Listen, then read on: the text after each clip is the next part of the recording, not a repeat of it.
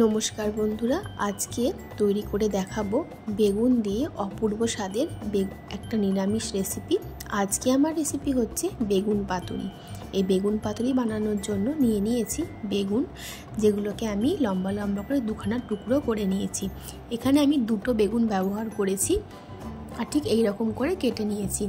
এইবারে ভালো করে ধুয়ে নিয়েছি, তারপরে এর মধ্যে দিয়ে দিচ্ছি সামান্য নুন আর সামান্য হলুদ।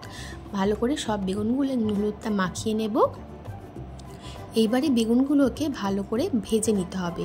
তার জন্য কড়াই দিয়ে দিচ্ছি বেশ খানিকটা সর্ষের তেল। তেলের পরিমাণটা একটু বেশি আছে, কারণ বেগুনগুলোকে আমাকে ভালো করে ভাজতে হবে, তাই জন্য তেলের পরিমাণটা একটু বেশি ব্যবহার করা হয়েছে। তো বেগুনগুলোকে ভেজে নিই।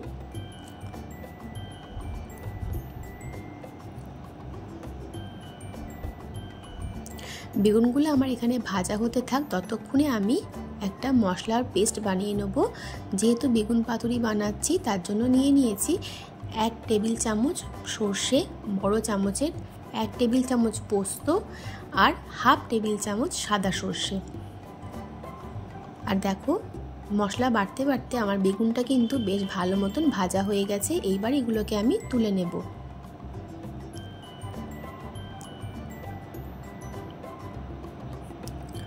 তুলে অন্য একটা পাত্রে রেখে দেব। তারপর ওই তেলের মধ্যেই দিয়ে দেবো সামান্য দুটো শুকনো লঙ্কা ফাটিয়ে দিয়েছি আর হাফ চামচ কালো জিরে ফোড়ন দিয়েছি। তারপরে দিয়ে দিলাম একটা বড় সাইজের টমেটোটাকে গলে যাওয়া পর্যন্ত অপেক্ষা করতে হবে। টমেটোর কাঁচা গন্ধটা চলে যাওয়া পর্যন্ত ওয়েট করে নিতে হবে। তারপর দিয়ে দিচ্ছি কিছু গুঁড়ো মশলা, যেমন হলুদ গুঁড়ো, নুন আর লঙ্কার গুঁড়ো দিয়ে ভালো করে মশলাটাকে টমেটোর সাথে কষিয়ে নেব। অবশ্যই কিন্তু গ্যাসের ফ্লেমটা লো টু মিডিয়ামে করে।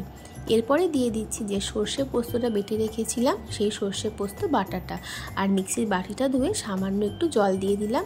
এবারে এই মশলাটাকে গ্যাসের ফ্লেমটা একদম লোতে করে খুব ভালো করে কিন্তু কষিয়ে নিতে হবে।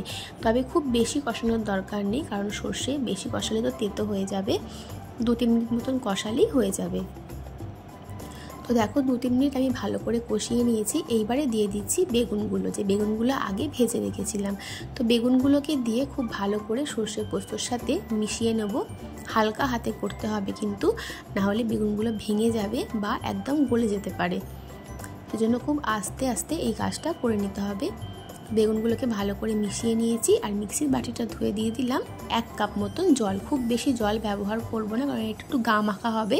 আর বেগুনগুলো যেহেতু আগে থেকে ভাজা রয়েছে, সেদ্ধ হয়ে গেছে, সেজন্য খুব বেশি জল দেওয়ার দরকার নেই। আর দিয়ে দিলাম একদম সামান্য কয়েকটা চিনির দানা স্বাদের ব্যালেন্সের জন্য। তারপরে এটা ঢাকা দিয়ে একদম গ্যাসের ফ্লেমটা লোতে করে 5 মিনিট মতন ঢাকা দিয়ে রাখবো। তো দেখো, 5 মিনিট পর আমার বেগুন পাতুরিটা কিন্তু প্রায় রেডি হয়েই গেছে। এইবারে দিয়ে দিচ্ছি 3টে কাঁচা লঙ্কা। তো ভালো করে আবার মিশিয়ে নিচ্ছি। আর বেগুন দেখো একদম গলে গেছে, আর একটাও বেগুন কিন্তু ভেঙে যায়নি।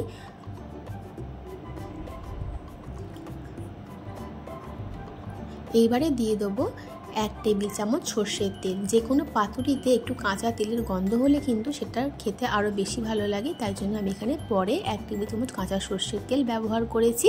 এইবারে আর কিছুই করার দরকার নেই। এবার গ্যাসটা বন্ধ করে এটা ঢাকাও দিয়ে দেবো, যাতে তেলের যে গন্ধটা সেটা পুরো তরকারির মধ্যে সুন্দরভাবে ছড়িয়ে যায়। তো ব্যাস, এবার এটাকে আমি নামিয়ে দেবো অন্য একটা বাটির মধ্যে।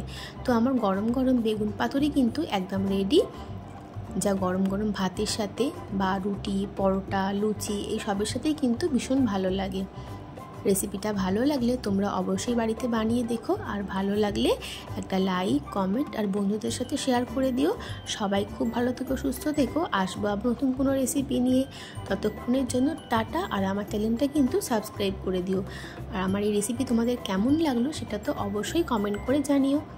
সবাই খুব ভালো থেকো, সুস্থ থেকো। আর আমার পুরো ভিডিও দেখার জন্য তোমাদেরকে অসংখ্য ধন্যবাদ।